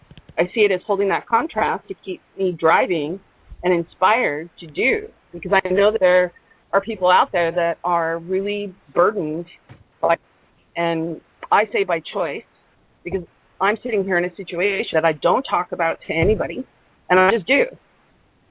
I didn't talk about it to my mom. I didn't talk about it to pretty much anyone, because it's irrelevant to me. And I just keep doing, knowing that the only way to end this whole experiment and all of these illusions is to keep moving forward and finish it. So those who would like to believe that, I'm living a very great life and this or that, I am living an absolute great life, but in a much different way than they could ever imagine. And it's not using old tools. So that's about as personal as I'll get right now. But, just be careful about the presumptions that are being made on anyone. On anyone, good point. I just want to say, Lisa, thank you so much for asking that question. And Heather, thank you for the clarification. I think a lot of people can be able to relate a lot more. And so I just want to say thank you for being vulnerable and trusting us to for the thank you for opening the floor and setting the vibration for it. So thank you. Okay. And there's a lot of love for you in the chat room, Heather, at the moment. So thank you very much. You guys have been very emotional these last couple of weeks. Thanks, Tamara. Great questions. There's a lot to be emotional about the last few weeks. Mm-hmm. Oh. It's great fuel. Okay, we've got you back just for a moment, possibly. Is there anything else you wanted to say while you've got a clear connection? No, just that, well, okay. Yeah, I love you guys. I love every single one of you. And right now I would like for everyone to know, no matter who's before them, no matter what situation they perceive that they're in, please, and I talked to Darrel Zelani about this, is that really work with the energy. This is all about energy. Stay centered in eternal essence. If and when anything happens, any embodiment that's before you, wrap them in love. It's a measurable frequency. Generate it consciously at heart space and consciously flow it out from your magnetic field into theirs. Their eternal essence is waiting for it, okay? And it will receive it. So by design of all eternal essence and all the embodiments present at any given moment, when you speak and do to eternal essence in each embodiment. It is the same conscious. Recognize and engage that eternal essence conscious, not looking at them as a separate being. And you will be amazed at what manifests. So I love you all, and that's what I leave you with. We love you too. Yeah, I had an experience on Sunday which was quite unique for me. We had a local festival here, and there were thousands of people down at the beach milling around market stalls and a stage, some performances on, and it almost became a mantra. I am eternal essence, absent limits. It was just playing in my head like a song. And I felt my energy really expanding. And suddenly, very suddenly, as I looked around the crowd, I saw everyone inside their own energetic egg. And I've never seen energy like that before. Everybody was encapsulated and separate. And it was very much egg-shaped. And what I knew, there was this knowing that those eggs are on the verge of cracking. And it was really quite intense. Like my visual was heightened. Suddenly it was like the dimmer got turned up on the lights, and everything just got a little bit brighter. I saw these eggs around everybody, and in that same moment was the knowing. They're just about to crack. And that saying is just going around and around in my head like a broken record. I am eternal essence, absent limits. And when you say it like a mantra, it does do something. It really does. So that's my experience from the other day. Wow. Really That's works with the energy story. field. Sorry? That was the story you were trying to tell us earlier. That was the one that you were talking about in the chat room the other day. Go ahead, Heather. Yeah, that I never got a chance to share, but there you go. Well, I mean, if you follow or try, go out and try what I discussed about generating, love. It is a measurable frequency. When you generate it and you consciously push it from your magnetic field into theirs, you can alter the magnetic and energetic patterns of any embodiment that is near you. Any single one. Because basically all the embodiments are eternal essence having fun in all these different embodiments simultaneously. Mm-hmm. Absolutely. And Heather, I was just going to say that when you're doing something, if you're in that kind of I am frame of mind and you're aware minute to minute that the only way we're going to affect change is by energetically generating it ourselves, just being in that state of mind and around other people will affect them as well. You don't necessarily have to kind of force it out to them, just being in that state of mind, which plays back to the intent of doing, even using old tools. Now, the courtesy notice is an old tool, and well, the last few weeks, one of the things we've really put out there is to have the right intent when you use it. Yeah. You're speaking to another version of yourself who just hasn't got this particular memo yet, and you want to deliver it to them and to help them and to be there for them, because we're all going through this together. And it's that intent that generates the expanded magnetic field, that generates the transfer of that emotion to other people. I know that no matter what I do, no matter what's before me, that I can generate and manifest whatever it is I desire. So I don't have any fear. I just do. And no matter what, I know that I can do anything that I imagine. So I consciously go every minute and play with the energy. I consciously go in and alter energetic patterns and alter embodiments, but only for the highest good of all, and only so that we're all having fun and an amazing experience. So instead of just knowing, I'm knowing and experiencing it. And that is so powerful. It manifests at the speed of doing. I love it. Let's take another call. I'm excited now based on what Tamara brought out. Area code 780. Area code 780 with the children in the background. Hello? Hello. Hello? Yes. Is that me with the baby? That's on the one. line? Not my baby.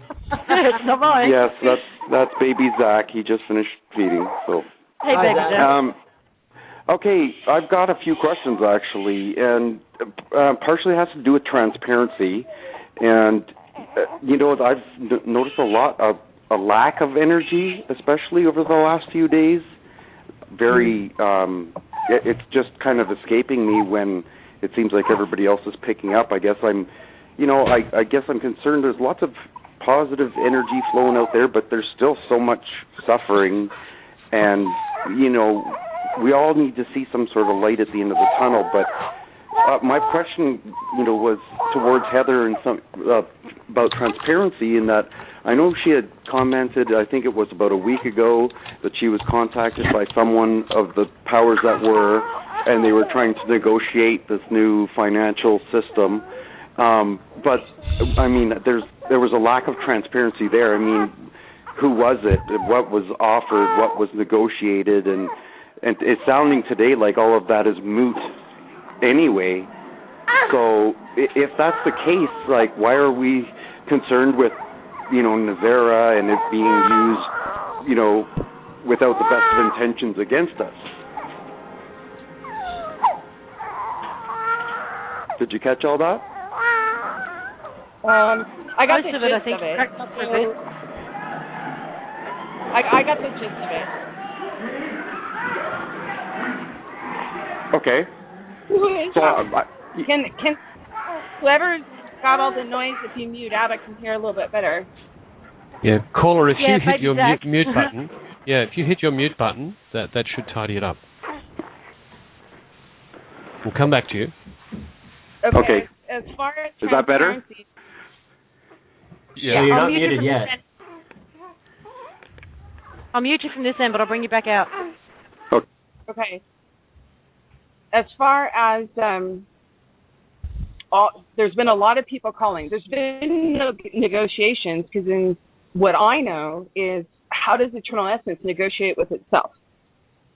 And everything's sitting in Eternal Essence, which is, you are all embodied Eternal Essence. So what is there to negotiate? Yes, a lot of people have been calling, and essentially they have all this restructuring they did, a shuffling of the cards, but they have no value in it. And they need the value. So that's what they basically are calling for. And others are calling to want to do, also assisting, saying they have this value that they garnered from old systems. The point is that everything was taken back to Eternal Essence, so there is no value there. The value is all sitting with each of the embodiments. There's nothing to release. There's nothing to distribute. It's already distributed. It's a matter of acknowledgement and acceptance. That's it. It's the only thing that's left to do is doing the exchange. So if you're going to pay attention, pay energy into the suffering, then that's all you will see and that's all you will know. That's all you will experience. If you recognize the suffering that's going on, but pay the energy into changing it, pay the energy into creating and doing, it alleviates the suffering, but you're not paying direct energy into the suffering. Does that answer your question? He's muted. Unmuted. Okay, great. I guess so, but the problem is that people aren't going to see the dividends in doing that, and that's what a lot of people are having an issue with, is that we're not seeing any kind of dividends in our being or our doing, right? We may know, yes, this is the absolute right thing to do, and yes, that pays us, but in real world terms, we're not seeing that. You know, it's funny because that's all I'm seeing. When these guys call and start wanting to communicate, especially after months and months of, silence or hoping that things don't go public, I know what that means. I know what it is that they want. I know what it is that they need. And you guys don't see that, So at this point, that's what's being made visible. And I can appreciate that, Heather, but for those of us, we've been following this for years and years, and my circle of friends, I've got another friend on hold. We definitely needed to get on to talk to you guys today, but where, could we not have seen a recorded phone call with one of these powers that were, say, this is X person, and, here's my recorded conversation with them, and that should be all the evidence you should ever need to know bring this all to legitimacy.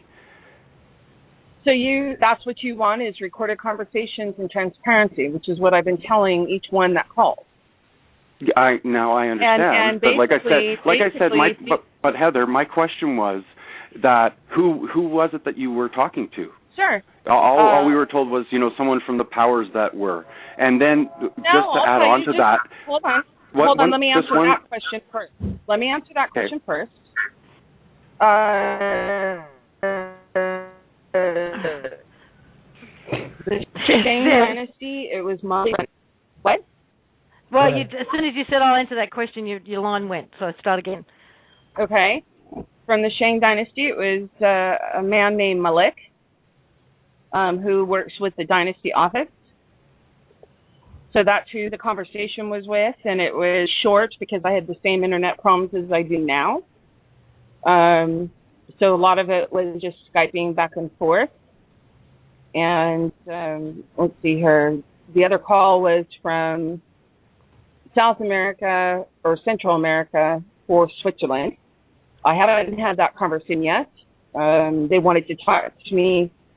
I received that message on Saturday before Loie transitioned, and I was told 2 weeks.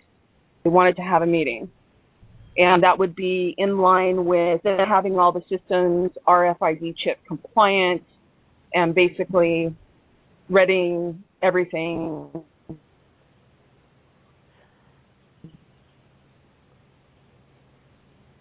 for the content or the meat, the content, the value into the old systems, the reshuffled old systems. Like I said, I haven't had that conversation yet. Foster Gamble's called. I haven't had that conversation yet. We keep missing each other.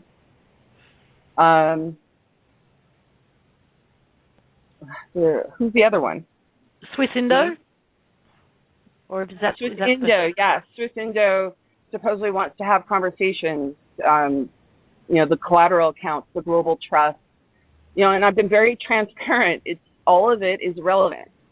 It was designed to fail, and they successfully failed. It was beautiful. So there's really no conversations to really be had at this point, other than if you really want things to move and have the value flow into your hands, they have to flow into their hands. They have to release titles. They have to release positions, release the falsity, release the veil. Has to be absolutely transparent. So really the only two conversations that I had was the prep conversation for Switzerland and the call with, or the Skype communication with the Shang Dynasty. And it had to do, also Adnan. Adnan Stackley. With a great contrast to Mully. Adnan is supposed owner of the has done a lot in the system, supposedly to cause a lot of havoc. A lot of havoc. And the conversation I had with him was 3 hours long, and I believe Mike Shekenowitz in Norway was the one that had that. I don't know if you and basically it was just Adnan kind of going on and on and on and on and on and on. And yet going on and on about the old systems and how he's in power and how he's doing this, he owns this, he owns that. He's the one that's in control of everyone's value. And I don't know, you guys all know how I stand. The value's in all the beings. The value is the being. The doing is the exchange of that value. So I really don't resonate with Adnan at all, and that's why I haven't taken other calls from him. And Adnan, Jerry Berman, all these guys are just, I see them as the embodiments of eternal essence. They played their roles out perfectly. It's now time to wrap it up. Great award-winning performances. And please, I don't want it to be misconstrued that I don't absolutely love you and everything you guys are doing. Like, that's not it at all. I've been following this since day one, but it's been years and years in the making. And I know lots of people have talked about, the energy exchange, and there's been lots of, lift ups and let downs.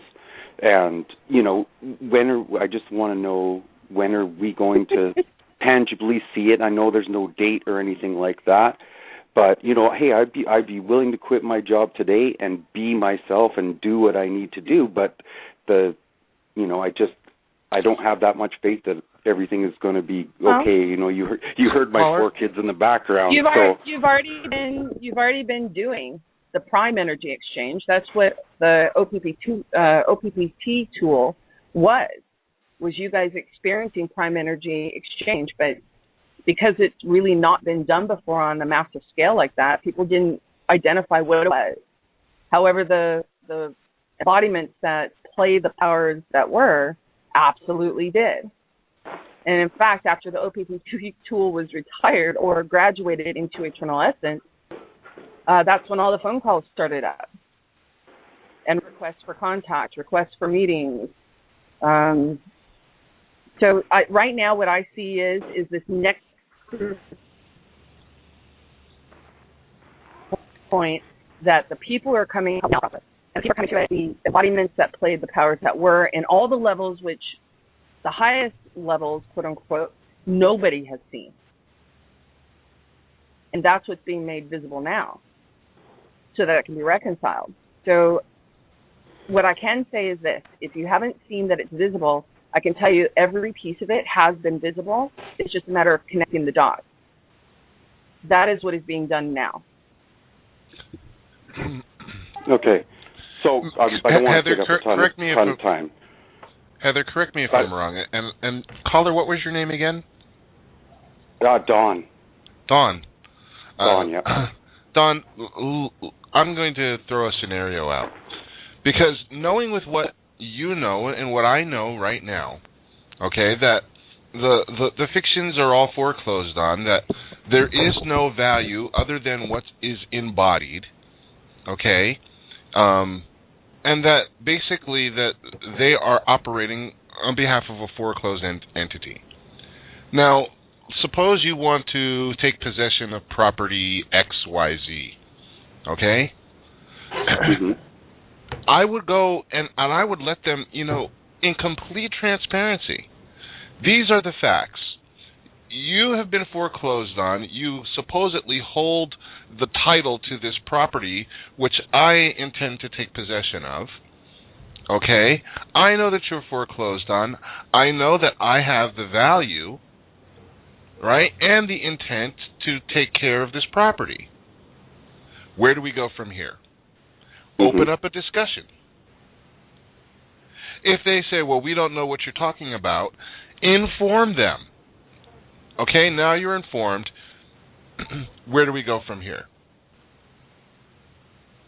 I'm requiring you to release these titles, to release any claims, because you really don't own anything. And if they say that they do, please provide the proof. That would be a conversation I think would be worth having. And the more conversations like that you have all going all over the world, then you are transforming. Because anything that they try to, they're pretending. They're pretending. Yep. Okay, maybe they don't even know that they're pretending. Inform them. Look, the game is over. Well, I can tell you guys in real world terms. I mean, last week I got a call on my work phone from a company requesting payment that I had paid on the due date, and it was 3 days later, and they were asking me where my payment was. That's never happened to me before.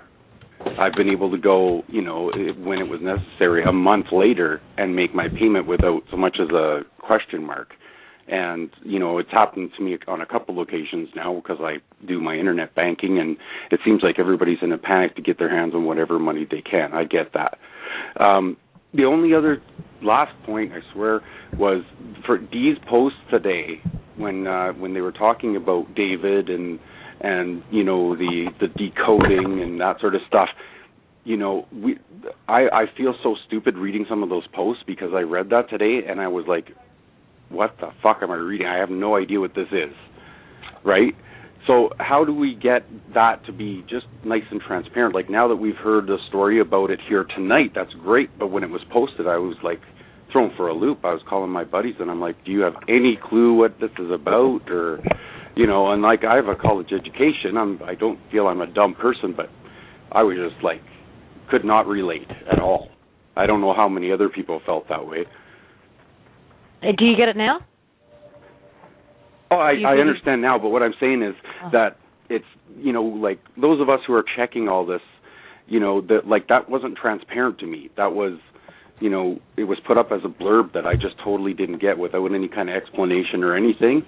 And, that's, to me, that's just not transparent. That's, what am I trying to decipher here? What am I trying to get out of this?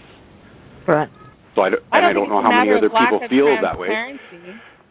No, and I don't mean that it's something that's being covered up, but it wasn't until here 12 hours later tonight that we were on the phone call that we understood and could connect the dots to understand what was being said.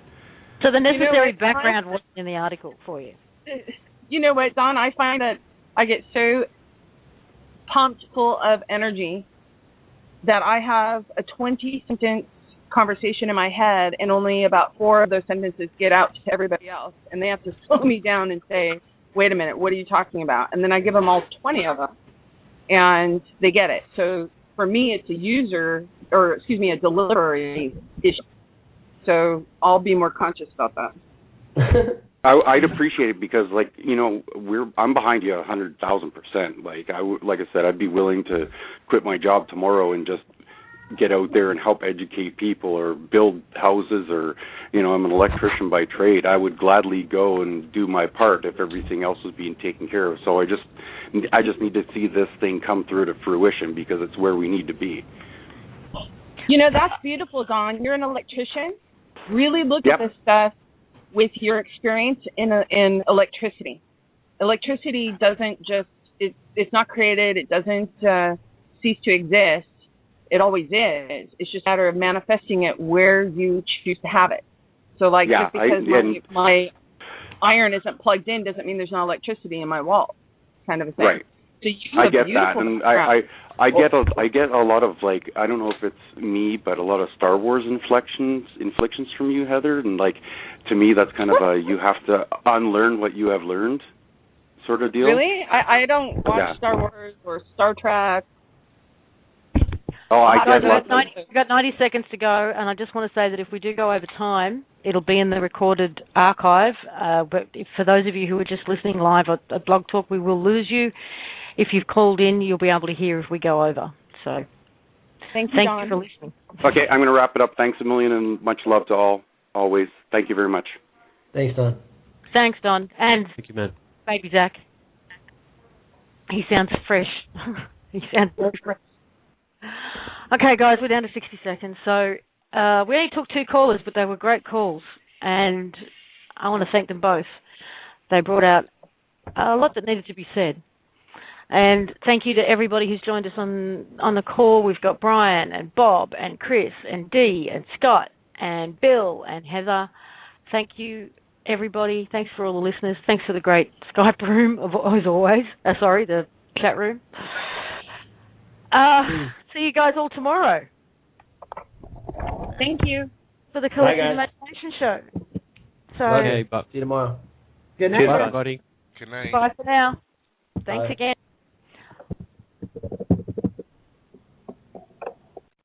Is putting out there, it's pointing to the foreclosure.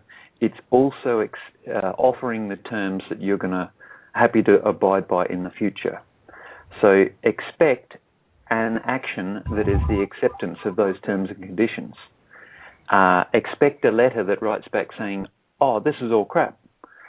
Expect a letter that says, you have to do this. And each time those letters come, see them for what they really are. See them for the acceptance of your terms and conditions. So you've offered these terms, and the acceptance is now coming in the door. Some of the other notices and documents that are going out there with regard to the cease and desist are basically saying, stop. They're not offering a trade. They're not offering something that you will accept in exchange. So that's the easy identifier to see, are we dealing with a courtesy notice, which is setting up this exchange and trade where I'm happy to accept them attempting to extort money out of me in exchange for my invoice that lobs 10,000 ounces of silver as an invoice on their desk. So there's, as you said, there's those two distinct categories, and there's a few that are popping up that are more correctly identified as a cease and desist order. Points to that foreclosure and it says, oi, stop doing what you're doing. You're starting to harm, or you're continuing to harm the one people, and I'm one of them. So that's probably the major distinction. Was there anything else you had in mind there, Chris? Yeah, just that. Just for the sake of clarity, we don't want to confuse the situation at either end.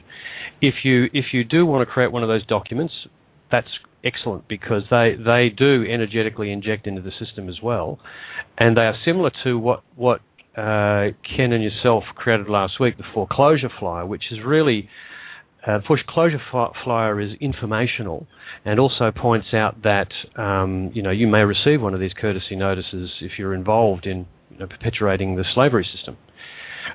Similarly, a cease and desist order is saying, we know you're perpetuating the slavery system, we know you're doing damage, and in that kind of cease and desist notice, you're absolutely free to say, the very next step is a courtesy notice, please cease and desist. So in that capacity, it's acting in the same manner as what we call the foreclosure flyer, which is simply mostly informational with a little bit of an edge to it. Yeah. So it's really what I'm interested in doing is not confusing the people at the other end by giving them different classes of paperwork with the same name.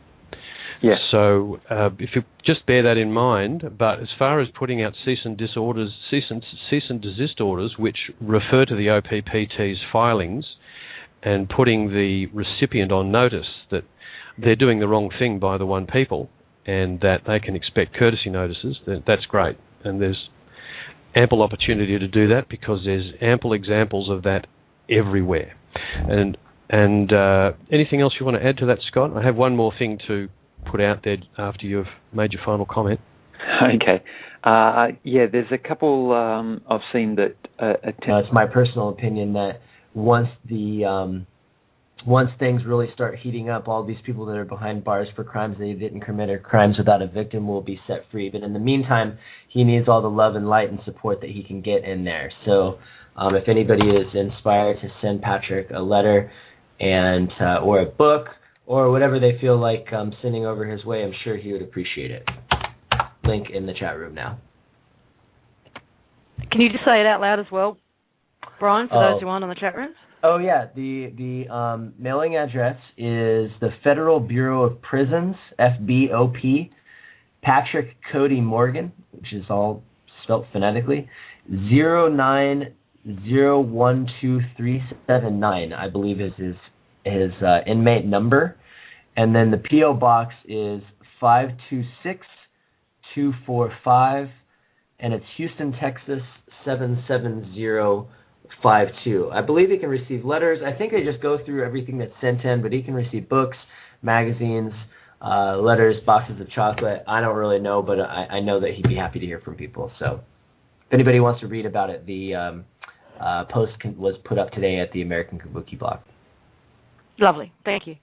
Yes. And I have a bit of an announcement for the Australian listeners. As we said last week, apparently the powers that were are getting very nervous here in Australia, thanks to everybody's doing. And there are many Australians who want to up the ante on their doing. So we're trying to coordinate some statewide flash mobs via email and post. And so we're looking for a person from each state who could act as a flash mob coordinator. And basically what that means is having a database of people who would participate, just an email list, and speaking and coordinating with the other state coordinators on the content and times. And what the plan is to have everybody in their state direct emails and post to their members of parliament at the state level, and also the police at the state level. And because we know that, at least here in Australia, the way it works is they really only take notice of those in their state. They also take notice, even of things like polls, and, for every letter that they receive, they know that it represents about 100 other people who feel the same way that just didn't bother writing a letter. So if they were to receive a couple of thousand from their state, they know that that represents a significant number of people who are aware, who understand, who know what's going on, that just didn't bother to write in. So they do take notice of these things. And it would be along the lines of, the foreclosure flyer and other educational material. So if you're interested in participating, or if you're interested in being a coordinator for your state, we have one coordinator already for Victoria. And so she will act as the initial contact point. Those of you in Victoria probably are already well aware of Lee Hu, and the email address is lihu, Lihu, 74@gmail.com. So if you're in Australia, would like to participate in flash mobs, please send an email to that address, lihu74@gmail.com. And as I said, looking for a coordinator for each state. Is anything like that happening in the States yet, Brian, that you know of? Well, I don't know if Katrina Truelines is listening in on the call, but her and I are working together. I'm actually trying to get her in touch with the Bartles in regards to doing a big organized flash mob against, with courtesy notices against Monsanto. And the idea that Katrina had to make the courtesy notice process more streamlined was to, I don't know if anybody's ever signed an Avaz campaign, but if we were able to, and this is something we could talk about with our technical team, have the fields somewhere like a portal where somebody can go and put in all of their information and the information of the recipient of the courtesy notice, and then where to type in for the witness and where to fill in for their signature. And then once they push send, it just automatically populates all of the fields that need to be included in the courtesy notice and then pops it to them electronically. I know that sending it by hard copy is the most recommended way of doing it, but if we really want to have hundreds or thousands of these things go out to back one individual campaign, having it a streamlined process like that is something that we're working on. So as far as a state-by-state basis for a coordinator, no, I mean, I love the idea. I love the idea. I'm looking forward to when we'll no longer need these courtesy notices anymore, but right now we still do, so we might as well get as many of them out there as we possibly can. So if there's anybody that's interested in heading that up in their area, you can go to the optin.com website and go, I believe it's the volunteers tab, and do a submission for volunteers, and then we can coordinate that through our web creative team, headed up by Holly. Okay. And while we're on the subject of courtesy notices, we've got Scott with us this morning. We just wanted, Scott and I just wanted to have a quick word to you guys about doing variations of the courtesy notices. There's a couple of documents that have appeared which are called courtesy notices, but they're really actually cease and desist orders. And Scott, are you there? Yes. Hi, guys. Turned up from where? What do you mean? Well, these are people creating stuff off their own bat, which is great, really good. And, you know, we can do this stuff, but we have to distinguish the difference between the courtesy notice and what these documents are actually trying to do, which is something slightly different. So, Scott, do you want to explain? Yeah, I think, Chris, probably the easy identifier is the courtesy notices.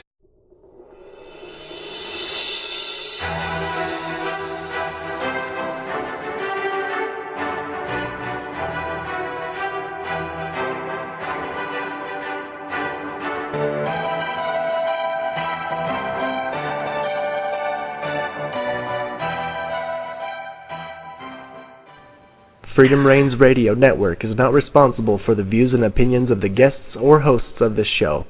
The views and opinions expressed in this show are strictly the views and opinions of guests or hosts of this program. Yes, that's all you get. Opinions. Welcome, morning, afternoon, evening. This is Lisa Harrison, and I know we are quite notoriously known on this show for winging it, but it's nothing compared to what we're doing today.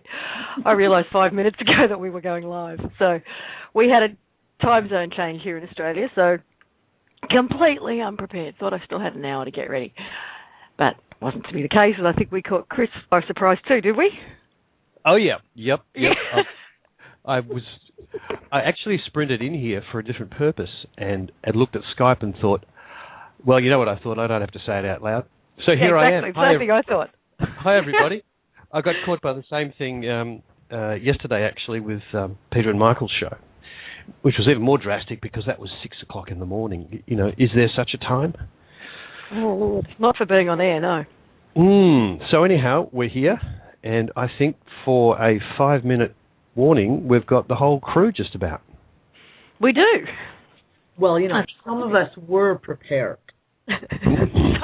Some of us had no change whatsoever, and we're fine. How are you, Dee? Some of us were sweating 2 minutes before the show. I'm wondering whether Chris and I were going to turn up. Yeah. Yes. Sorry about that, Bob. Okay, I'm going to recommend everybody have a piece of paper and a pen handy. For a couple of reasons. One, we do get a lot of emails during the week following the show saying, could I please have that link to that website or that email address or something. So please do that, but also because today I think we're going to have probably more than usual in the form of links and email addresses to hand out because there's quite a bit going on at the moment. So that's my number one suggestion for this morning. Brian, you there? Yeah, I'm here. I was actually talking a second ago to myself because I was muted. I thought everyone was just ignoring me today. That was really funny. 3 minutes before I go, Bob, I guess it's just me and you tonight, buddy. What are we going to talk about? So I'm glad that you guys made it. And I have something. I always thought that the time zone changes happen at the same time for everybody around the world. So I learn something new every day. Glad you guys made it. Thanks, always. Now, you put a post up today in regards to Patrick Cody. Is that right? Oh, yes. Patrick Cody. I found out 30 seconds ago, so... let me see here. Let me just actually pull it up. I'm going to put the link into the chat room. So anybody who's not familiar with the story of Patrick Cody Morgan, we've been covering his his case, his story on the American Kabuki blog for, going on a couple months now. We originally received an email from his sister who was letting us know that he was essentially being charged for crimes that he didn't commit. There's been some confusion in the past. There's people that thought that he got arrested and put in jail for using courtesy notices. That was absolutely not the case.